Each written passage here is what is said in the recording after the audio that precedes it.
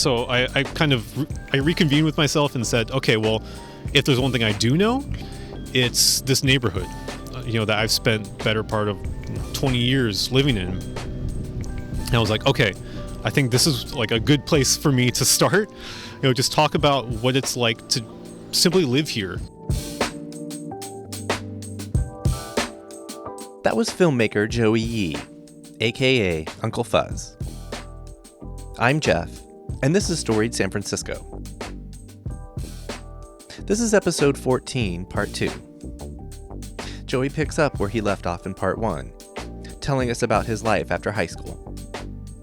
It involves video contests, jobs in some interesting places, a career detour, and his tapping into his love of his hometown and expressing that love through his art. Here's Joey. I knew that I wanted to go to SF State at the time. I think my parents maybe wanted to push me to try and apply for other schools, but I was like, no, I know that they have a great program here. Yeah. And I don't want to leave the city. I didn't know at the time that I would eventually stay here for the, so far throughout the rest, not remainder, but just say yeah. That you would stay. You didn't know. Yeah. No crystal ball. Yeah, I had no idea, but I knew in myself that I wanted to do this. Right. And I think it was maybe my best opportunity, because I was not, as far as academics go, I was not a grade A student, or maybe even B. Oh, okay. But I think it's one of those things, as I'm older and I look back at how schools are structured, it's you probably just weren't interested in that stuff. Yeah, I would right? definitely say that. And you can't expect kids to just be good at stuff that they're not interested in. I don't know. But I knew that I was good at this. Yeah. I knew that I wanted to pursue it in some way. Yeah. So I ended up going to SF State from 2005 to 2010. Okay, and you went in being I'm going to be a video major. Yeah, so and you did it. I did. That's rare. Really? Well, for a kid, did you go straight out of high school, straight to? Yeah, straight into. Yeah, I think that's rare to know exactly what you want to do, start it, declare that major, and then boom, and you're finished. Yeah. But I love it. It's you knew. But yeah, I feel like I knew, but the first year I was there, I was like, okay, I can't take any classes yet. I have to get my GE first. Right. But there are plenty of clubs and people that I can maybe talk to in order to kind of familiarize myself with the community. Like AV clubs, that kind of thing? Yeah. And I did that. I remember going into the Cinema Collective, San Francisco State Cinema Collective. Okay. I think the first month I was there. And I walked in and I talked to some people. Actually, I don't know if I even talked to anyone. But I kind of saw how everyone was, and I was like, I don't know if this is actually for me. Oh, okay. So you had a moment. That's good. Testing your yeah. And I think it was because San Francisco, when it comes to cinema, because they don't teach video production, they teach cinema production, which is very heavily ingrained in how movies were made. Right. They don't have. I'm sure it's different now, but back in 2005, they didn't have a digital video, how to make things for online content. Right. It was all just super old school. This is how you make film. This is how you shoot on film. This is how you process film. Right. And so when I walked into that club, I really felt like I was just out of my element. If I told myself, if this is what it takes in order to be successful in this industry, I don't know if I can do it. Okay. Because I have to all of a sudden care about these old Italian films from the 40s, or right. just stuff that really at the time didn't it didn't strike me in any way. Got it. I think it kind of goes back to my attention span as far as games go, because there's these beautiful games, epic narratives that people love and cherish over the decades, and I'm just give me a pinball machine, or give me something quick to play. Right. And this kind of felt the same. This kind of felt like the same thing, where I'm I love a very specific type of movie and film and way to make them. Mm-hmm. But that's not what everyone else values at this school. What about your time at SF State changed then? I think it was when I started to distance myself from that sort of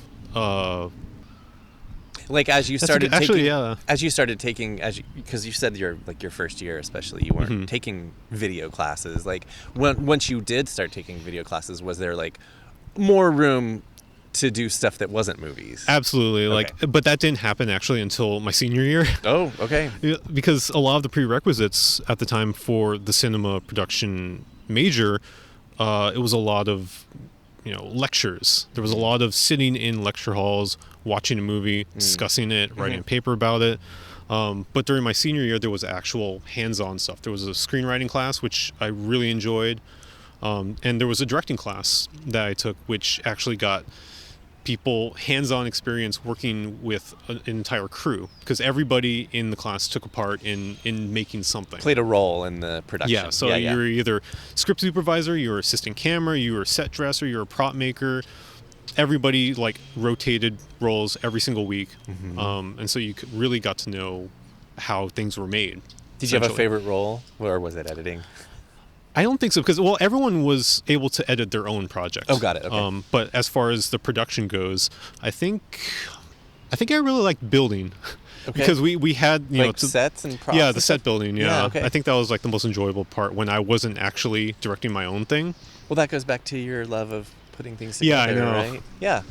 But aside from like making my own stuff, like that class really kind of set off my career in a way, just because I met people there who eventually would help me, and like we would have this symbiotic relationship in working on projects after we graduated. Okay. And to be honest, I think that is the most important thing that I took away from being at State, is the people that you meet there. I think people say that a lot about every single, like, I don't think it's just cinema major that gets that. I'm sure they all do, but it really helped here because film is such a communal industry. Like, you cannot, it's, at least for a while, it was so hard for people to succeed if you didn't know anybody or didn't talk to anybody, which is kind of what I enjoyed doing. I loved working solo. So it took a lot to like get me out onto sets, like working as like a production assistant or something. But it was because that like I knew these people that could assist me in that, that really like jump started it. Okay. So now you graduated, and what's going on? Then you said 2010 you graduated? So I graduated in 2010. Okay.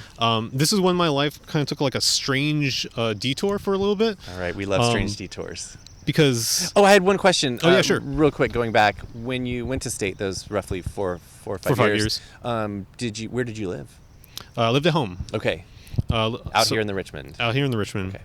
So like, we would carpool every day with like one of my friends who also, he lived like a block away from me. Like his dad would sometimes drive us there, and we would also take like the 29 bus to there and back. It was like super relaxing like when I think back on it, because it doesn't do it anymore, but the 29 going from State to the Richmond used to go around Lake Merced. Okay. And that was like a super long, just like, you would see Lake Merced, you would see the ocean, you would go through the entire sunset, wind up around, actually right around here.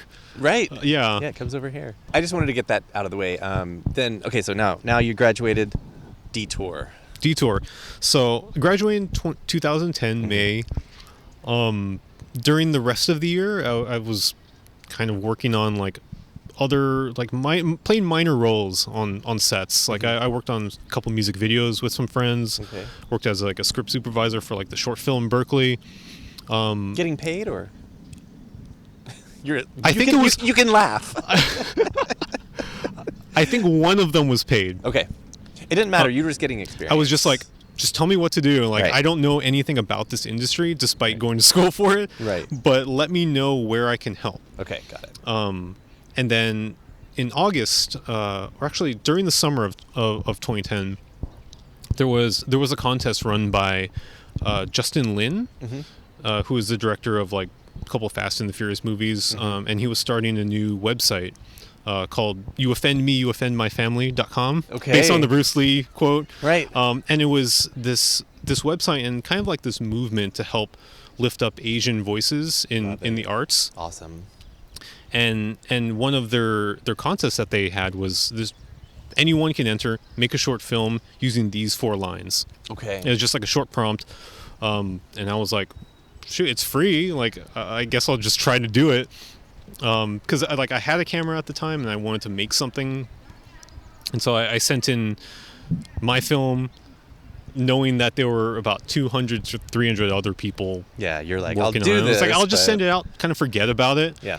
Because, you can see all the entries that come in. You're like, okay, this is clearly... You can watch them? Yeah. Oh, okay. So a lot of them clearly had a larger production budget than I did. Right. Because I was just shooting on a playground, like half an afternoon with one camera. Okay. But then come October, they emailed me and said, like, hey, we picked your film as one of the finalists for this contest. Would you be able to come down to San Diego to the Asian Film Festival? Oh my God. And like join us with like, yeah, I was like, I remember waking up in the morning reading that email and I'm like, is this what? Right. Feels like a joke. I think I rolled over, just fell asleep, and I was like, I'll deal with this later. Felt like a prank. But yeah, like we went down, my family and I went down to San Diego. Awesome. I attended like a gala event, which I'm like 22 years old. I don't know what a gala is, right. what I'm supposed to be doing there. Right. People were carding me because they, serve alcohol there, and they're like, are you sure he's old enough to drink? Right. But yeah, like I met a lot of really cool people, like people who I didn't know at the time, but eventually did, such as Danny Pudi. Mm-hmm. He's the actor in Community. Yes. I didn't know who he was when I first met him at that event, but I'm like, oh, okay, because he was also somebody who had been commissioned to make like a short film for that contest as like an example. Okay. But yeah, so there were some galas, and then there was like a panel that I got to be on, which was nice. Really cool. I think my dad always likes mentioning how when they interviewed all the other contestants, I think there were 3 other finalists who attended the panel with me. Mm-hmm. One of the questions that they asked us was, what was your budget? What was it like, handling this on the production scale? And everyone kind of went through like how much they spent, like hiring actors and everything. And when it came to me, I was like, yeah, I didn't do any of that. I just like decided to my friends, hey, just come over to the park. We're going to shoot something and I'll buy you some beer afterwards or something. Right, yeah. How much does six packs Yeah, cost? so I mean, from an audience standpoint, maybe they could see that there was like just a very big difference between like a lot of the people who made these films, and you see that all over the place nowadays too, because you can make a professional film, you can make anything you want basically on your own, like, and have it be, just look great. Because the equipment is so advanced and cheaper now, right? That is part of it, I think. But also, I think that lets more people in, and more people can it lowers the bar, it lowers the barrier to entry, and allows people to make things that before were just impossible. Right. So you're at this gala in San Diego. Did you have, especially in hindsight, like a feeling of, I made it? This is fucking awesome. I think in a way I did. Yeah. And I think that's what kind of allowed me to take a detour. I haven't even got to the detour yet. Okay. But, I think by now people can tell, like, I'm not somebody who's like super just, let's go do it and think something like that. Yeah. I'm someone who's like, okay, just stays pretty chill and slightly more chill than that. Yeah. Yes. So like, I think when I came into that sort of success, it made me feel like, great, people can come to me and ask me to work now that like they know who I am. Right. Because I think one of the benefits of being part of that contest was that, we'll have you on for like the next round, next time we do something. And I was like, sounds great. Mm-hmm. Unfortunately, they didn't do that, but I was just waiting. I was like, okay, any moment now that somebody's gonna talk to me and say like, I have something for you. But that never came. Okay. And so fast forward to January of 2011. Okay. My aunt who used to work at UCSF, she recommended that I get a job because I wasn't working at the time. Mm-hmm. But she recommended a program for sleep technologists. Okay. And so if you haven't seen The Sleep Technologists but have seen Nightmare on Elm Street, it's where they basically hook up electrodes to your head to monitor your brain activity while you sleep. Sleep study. Yeah, sleep study. Yes. And so she recommended that. She knew that I loved sleeping late, Mm-hmm. and was just a huge night owl, always have been. Mm-hmm. That I just take this course. You know, it's a 2-week course. You'll learn everything you need to know, find a job, and then you'll be good for the rest of your life or something like that. Okay. And I was like, sure, I'll do it.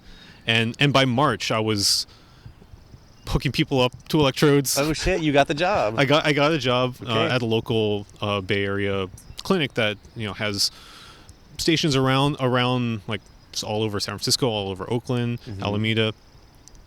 And I was like, this is really weird. Yeah. I never would have expected my path to go into healthcare at all. Right. But I was like, sure, I'll do this for a little bit to see how I like it. I think the main draw for me was the schedule, actually, even though that ended up being like quite a burden.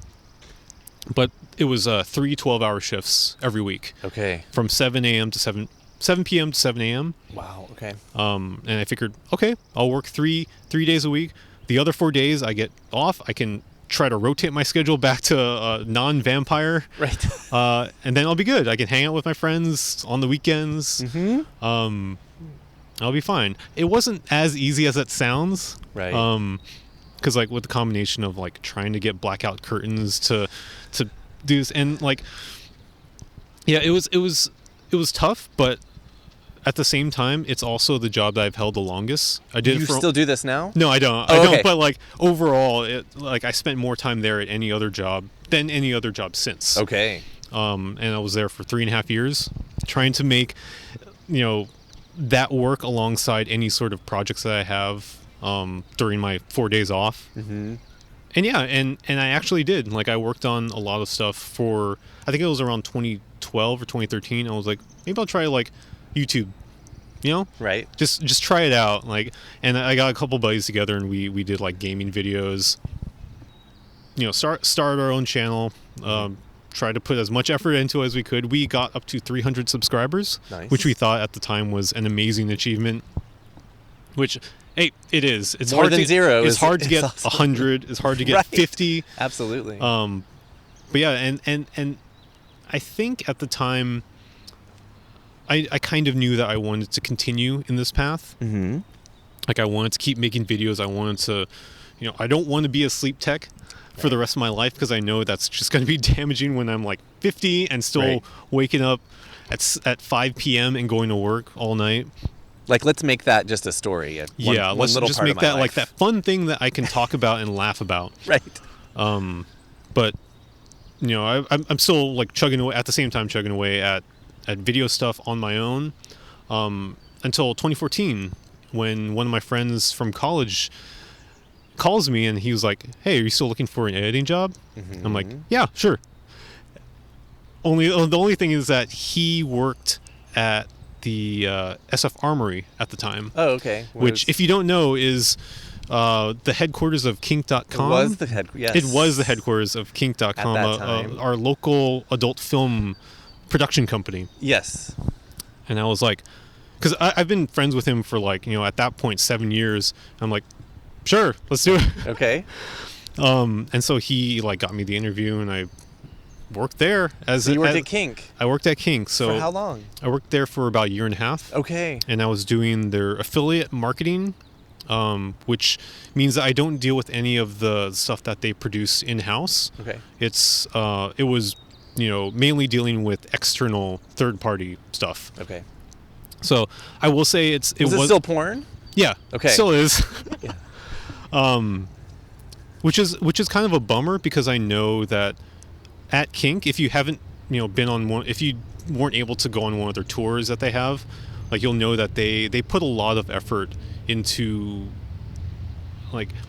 making it a very like safe and very structured. Like the production there is like essentially just like any other major like film production. Mm-hmm. Which I think for a lot of people might be surprising, because when it comes to porn, people don't really think about how it's made. Right. Right. But like you can really tell that there is like effort being put, and the people that make it like really do love it. And It's funny to say and look back on that that experience kind of opened my eyes to an industry that people really do take for granted. Right. And it's like, yeah, you can laugh at it, but it's an industry where people like put their heart and soul into it. They have entire careers built on this. People do it because they love it, and I think that was like the main takeaway from working there. Even though like I was only there for about a year and a half. Okay. But eventually, like I did leave and join CBS Interactive. Okay. For their games division. Wow. So, I feel like now this is like all of your interests are really they're all coming kind of together. coalescing. Yeah. And yeah, I was hired on to work on their gameplay videos, which is just like, recording gameplay footage of whatever game and then editing it in any way they see fit. Right. And I was there for about almost 3 years. Okay. And I think that was the place where I really kind of hit my stride and really learned way more than I imagined. Because, working with gameplay footage, you kind of don't get a lot of hands-on production experience, but I was able to work with a lot of my supervisors, and I guess they also saw like some potential in letting me write and direct things as well. And then working with some of the other senior camera people who, I guess working with the senior producers for like studio sets and on location shooting, like getting a lot of that experience was super valuable in my opinion. Right on. When did you figure out that you love San Francisco? Right, I feel like for a lot of native San Franciscans, it's not given. It's you just are a native San Franciscan. Yeah, I think you're absolutely right, and I think the moment I realized that I really loved the city was in 2019. Okay. And this was after I had left GameSpot and left CBS, and I was working for like big tech company. Okay. Because they offered me a position to do some video editing, which eventually turned into a position that did not involve video editing. So I was just kind of like, for a large portion of that tenure, I was just kind of unhappy, while at the same time browsing Twitter and seeing people who I thought I was really close with talk about how much they hated the city. And I think there was somebody who said like, I think they just laughed at the idea of San Francisco having culture. Okay. And that really like bothered me. Yeah. And this was also happening around the same time as a lot of news articles were coming out from major publications kind of dunking on the city because of like the woes of like the tech economy. And I think there was I always point to a Washington Post article that was written I think back in March of 2019 called "Why San Francisco is Breaking America's Heart." And that was like the catalyst, in my opinion, of me wanting to show everyone, or as many people as I can reach, that this is not the case. Like there is way more to the city than what you see downtown. What people will tell you, on like what the New York Times will tell you, what the Washington Post will tell you, and I wanted people to know that.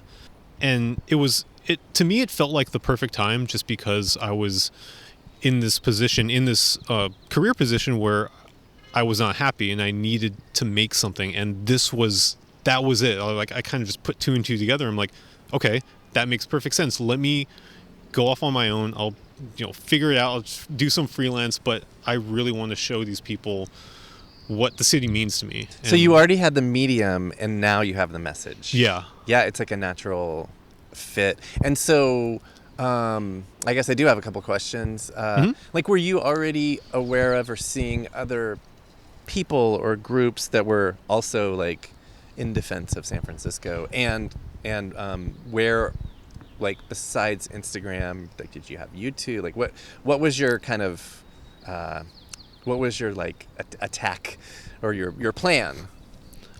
I don't know if I had a plan. Okay. And like, I will say that I think while I was brainstorming this whole idea, I don't think there was a whole lot of defense coming to the city. I knew that there were a lot of people who, kind of just dogpiled on the message, but there weren't a whole lot of people saying, no, this is great. And I just wanted to, set up that message on my own. I think my first idea that I came up with was, okay, tell my story. Tell people why, living here specifically was special for me. And the way I tried to do that, which wasn't successful but still helped out in the long run, was filming something in Chinatown. Okay. And I'll kind of keep this brief since I know that it's pretty dense. But to go back to my dad, he is a very prominent figure in Chinatown. When he was, I think, in his 40s, he joined our family association, which is, if you don't know about like Chinese benevolent societies, they're like these buildings that date back to the 1800s, where men would convene who had the same name, for reasons of community and safety, because they were all immigrants and they wanted to be with people who, at the very least, shared their last name.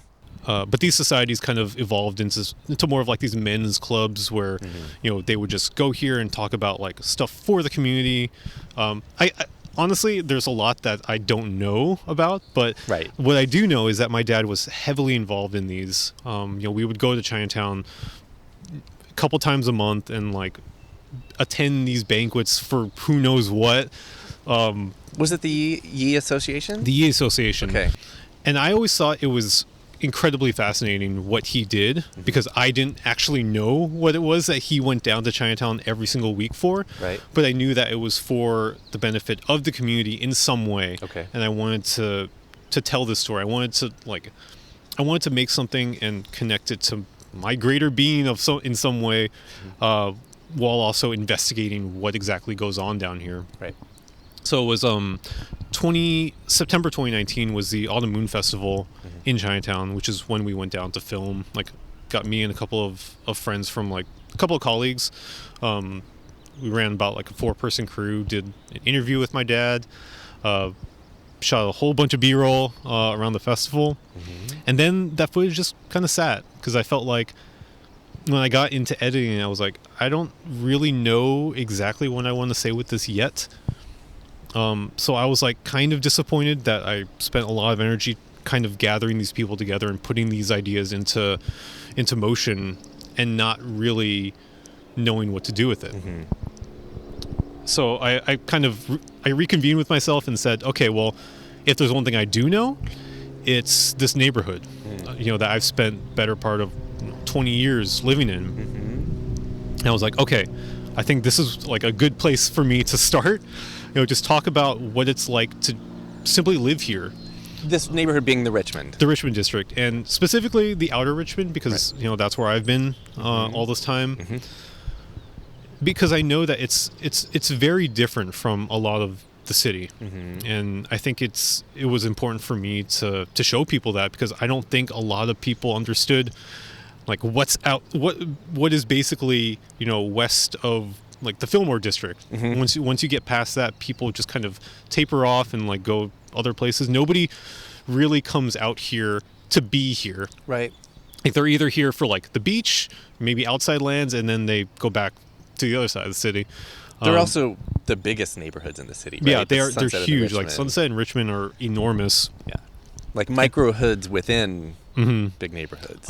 Yeah, and like I wanted to show people why like I loved living here, and like all the cool things that you can see and do and experience. And I wasn't sure anyone would actually watch it, because it's like, okay, if you're gonna make content about San Francisco, like I did my research, it's either top 10 landmarks to visit to visit when you're here, or it's like some vlogger talking about spending 2 days in San Francisco and just hitting the same landmarks. It's like that side, like the eastern side of the city, I love, but I don't know. Sometimes I just want to be where the people are, and I think that's the most valuable way I think that's the best way to experience the city if you're not from here.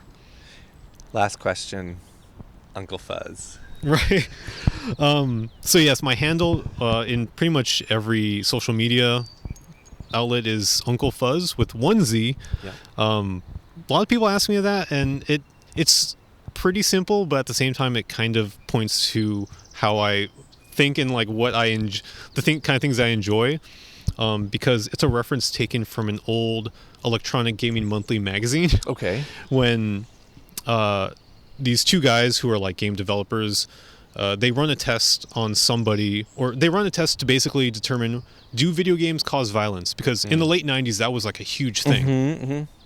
Some are still arguing. Some are still arguing that, but I think the jury's on that. It's no, right. Pretty sure. Right.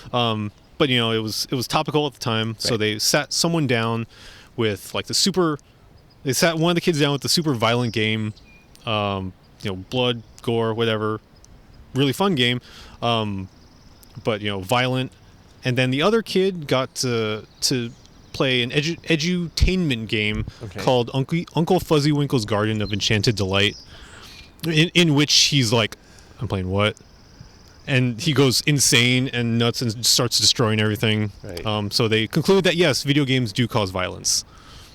So that's it. You're like Uncle Fuzz. There you go. And I've had that email moniker like handle since I think 2000. I think that was when I adopted it, and it's just stuck ever since.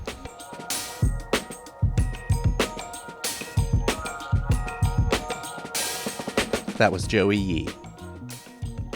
On the next episode of Storied San Francisco, get to know Mutiny Radio's Pam Benjamin. Episode 15 drops next Tuesday. Music for the podcast was produced, performed, and curated by Otis McDonald. Original photography is by Michelle Kilfeather. Aaron Lim of Bitch Talk Podcast is our contributing producer. And the show is produced and hosted by me, Jeff Hunt. Now in our 4th season, we have more than 150 episodes available on our website, storiedsf.com, or wherever you listen to podcasts. If you can, subscribe, rate, and review our show so we can reach even more folks. And if you'd like to drop us an old-fashioned email, we'd love that. The address is storiedsf@gmail.com. Thanks for listening. Stay safe, stay strong, stay healthy, and we'll see you next time.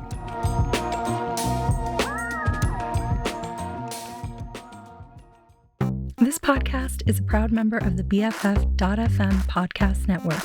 Learn more at podcast.bff.fm. BFF.FM, best frequencies forever.